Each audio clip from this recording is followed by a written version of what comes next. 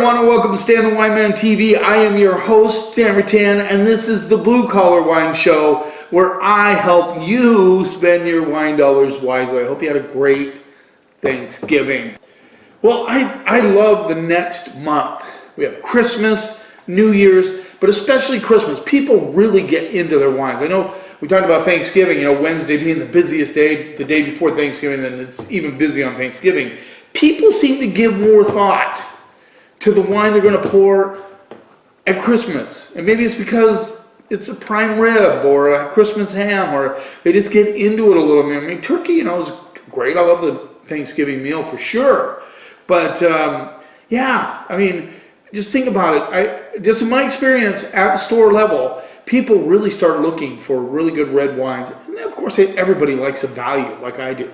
So we're going to do Cotes-Du-Rhone. Okay, a little review of Cotes-Du-Rhone. It has an S in it. No, not Cotes-Du-Rhone. Excuse me. The Rhone Valley wines. We do have a Cotes-Du-Rhone here, but we're doing Rhone Valley wines. And this could be really kind of cool because they're all, we have a Cotes-Du-Rhone, we have a Ventoux, and we have a Crozes-Hermitage. So that's cool. Good to see all these. We'll talk about all the different aspects. Let's get started right off the bat. Rhone Valley wines are very popular, but except, now this is weird. I'm going to call it out weird. In Friday Harbor, at King's Market, it's hard to sell Cotes-Du-Rhone. I have no explanation as to why. I made some my pick of the month, and they've done okay. In particular, the Sablé did really well, 100% Grenache. The three grapes, the primary grapes in the Rhone Valley are Grenache, Mourvedre, and Syrah. And that's where we have now the popular GSM wines, Grenache, Syrah, Mourvedre, in any particular order, but that's what we call them, GSM wines.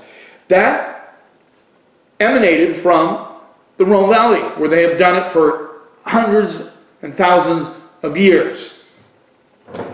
So the first one we're going to do is the Gonnet La Jeanne Ventoux. No, that's not how you say it. It's La Jeanne Ventoux. Now Ventoux is an area in the Rhone Valley, and it's named, of course, after Mount Ventoux, which is a fairly big mountain. And on the west side, there are about 51 villages or 51 different vineyards where they plant grapes. That's where Ventoux comes from. And a lot of people feel that Ventoux is probably one of the greater values out of the Rhone Valley. They used to call it Côte de Ventoux, and in 2009 they just changed it to Ventoux. So it's named after Mount Ventoux in the Rhone Valley. This is rolls in at on the bottom it's by we're not going to go there. $9, 2014. Now, what cracked me up about this wine is it's 14.9 alcohol. Now, that's fairly unusual for that part of it. Well, not extremely. I mean, some Chateauneuf de Pape, which is one of the most famous areas in the Rhone Valley. Also, Côte-Rôtie and Hermitage.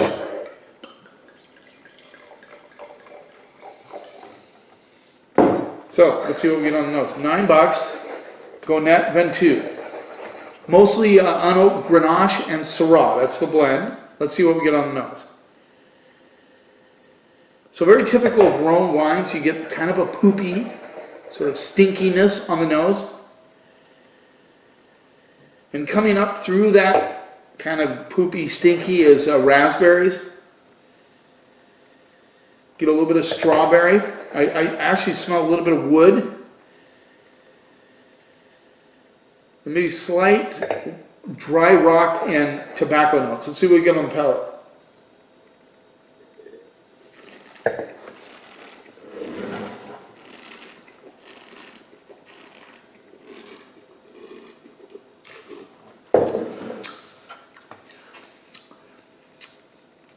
Very light on the palate, very light. Good spice on the back end. Extremely light on the palate. I mean, I'm talking light.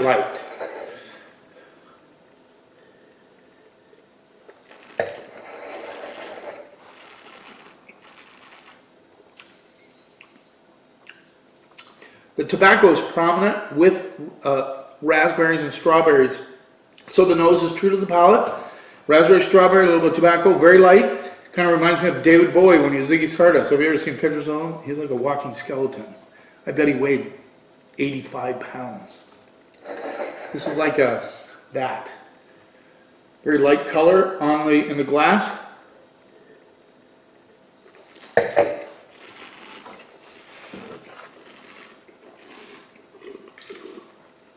Very simple wine. This is like a quaffer. I think very light on the mid palate. The finish, kind of weak on the finish. Kind of like a Ventoux Pinot Noir, almost.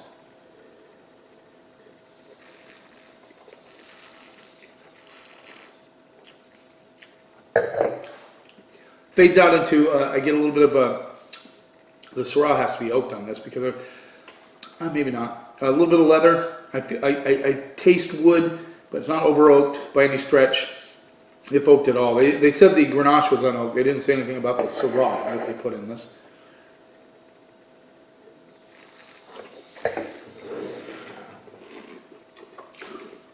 I mean, it's $9. It's inexpensive. Tobacco lingers just a little bit. Simple wine, nothing special about it, nothing excited. The thing that bothers me about this wine is it's got a lot of acidity. Now, if you know anything about Ventoux, it's in the Valley Plains. I mean, it's on the hill, it's not in the valley, excuse me. They have all different levels of styles and quality in the Ventoux. I'm just going to straight up C. There's nothing wrong with this wine. It's average. It's definitely priced right at $9. Yeah, it's a C wine. Let's go to the next one. So this is the Jean-Luc Colombo Les Abeilles.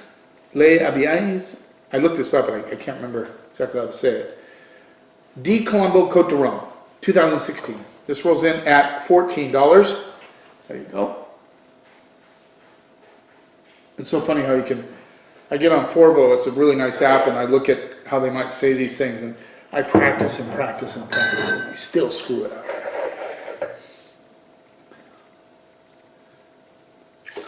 So this is Cotes-Du-Rhone, and Cotes-Du-Rhone, basically you could look at it like the Columbia Valley encompasses, Walla Walla, Yakima, all these huge appellation, and within it are other appellations. Well, in the Cotes-Du-Rhone you have Ventoux, you have Crozes-Hermitage, and then so it covers that whole area along the Rhone River, from north to south. And so Cotes-Du-Rhone, you don't say the S as an S in it, just say Cotes-Du-Rhone, but you can say whatever you want to say. That's okay with me. Oh, this actually gives the breakdown on it. 60% Grenache, 30% Syrah, 10% Mourvedre. There you go. It's cool when they do that. They don't always do that, so... Let's see what we get on the nose here. I already like the nose better on this one. But it's pretty good, $9, C, average. You're not going to maybe not buy another bottle, but you might try it once and not feel bad about it. This one has a kind of a plum, like a black plum. Meets leather, meets blackberries.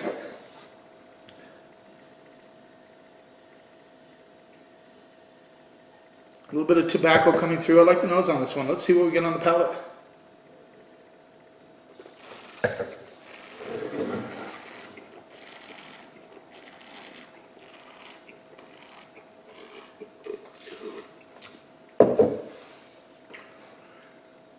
Beard's doing pretty good. I might keep it a little bit this time. This has an interesting, I get the plums and the blackberries.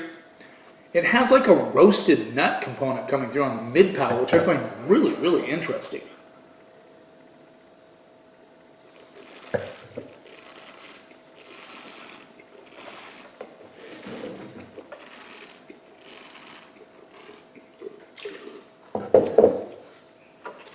Like roasted nut meets leeks or some sort of a green element coming through on the back end. Tobacco. It kind of morphs into blackberry raspberry. I get a little bit of raspberry mixed with the blackberry on the finish. and I get a lot of white pepper, kind of lingers on the back end. Good acidity, good structure, good complexity.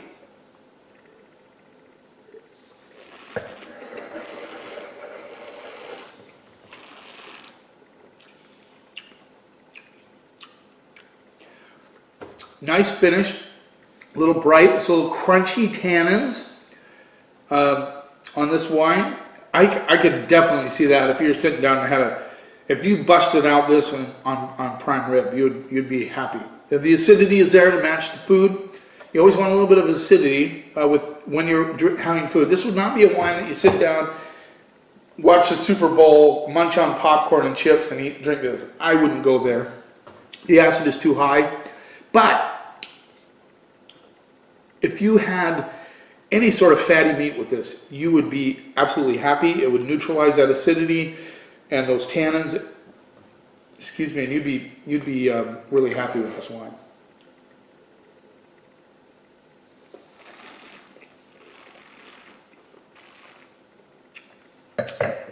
Even some chocolate notes sneak in right at the front of the mid palate.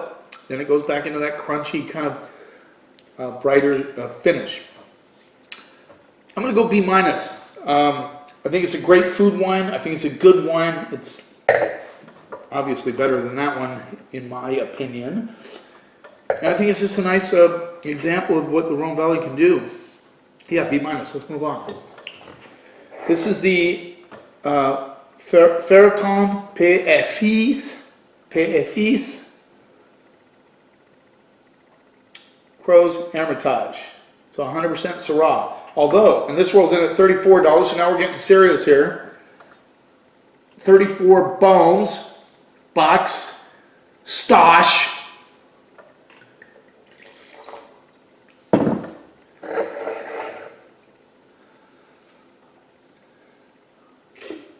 Getting excited to go to Italy. Setting up some appointments with wineries. We should have some good episodes out of that one. Heading down to Barolo, Barbaresco. Really looking forward to that. Now, Hermitage is more famous than Crozes-Hermitage, which is down in the valley. That's how I kind of went in the valley on that one. Ventoux is on the side of the mountain. This is in the valley, and it is very prolific. Probably one of the greatest. They produce more wine than all the northern producers combined in Crozes-Hermitage. So, big production, more leaf and stem than fruit, and because it's on the valley floor. $34. So I'm curious about this wine. 100% Syrah, but what they do sometimes in this region is they will blend Marsanne and Roussanne with the Syrah, just as some, in Cotes-Du-Rhone they do Viognier with they co-ferment Viognier with their Syrah to give it a little more floral content. They will blend Marsanne or Roussanne in this wine for the same reasons. So let's see what we get on the nose. I'm curious about this. It smells woody. It smells like wood and stink. Backdrop of tobacco. The stink is prominent on this wine. I never ever get scared of stink. And I don't think you should be either. I think I said this one time, I actually only taste one wine I smelled just like poop and tasted like poop. I could not get to the sink fast enough to spit it out. I'll never forget that day.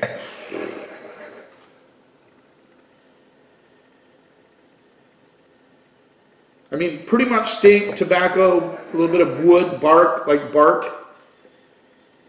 Might be getting a little bit of licorice coming through. That's about it. Let's see what we get on the palate. And I smell some minerality, a little bit of earth and rocks.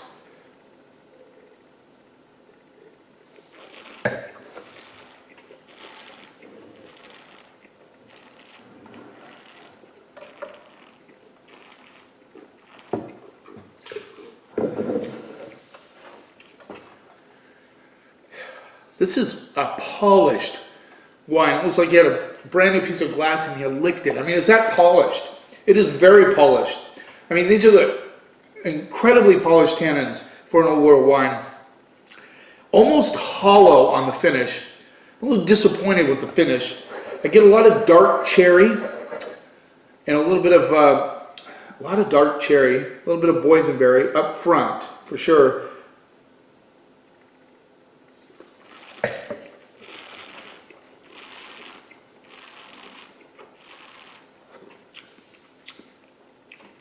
Tobacco on the finish, but it is hollow, boys and girls. It's hollow. Mid palate, it disappears. Kind of comes in with that tobacco on the finish. It is a weak ass wine. I'm sorry. I mean, it's easy to drink, no doubt about it. But man, for 34 bucks, I would expect a lot more out of my wine than this.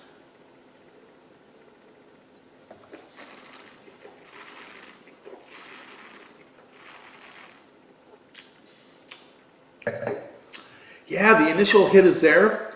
You get that dark cherry, kind of boysenberry combined with a little bit of tobacco, a lot of minerality on the finish.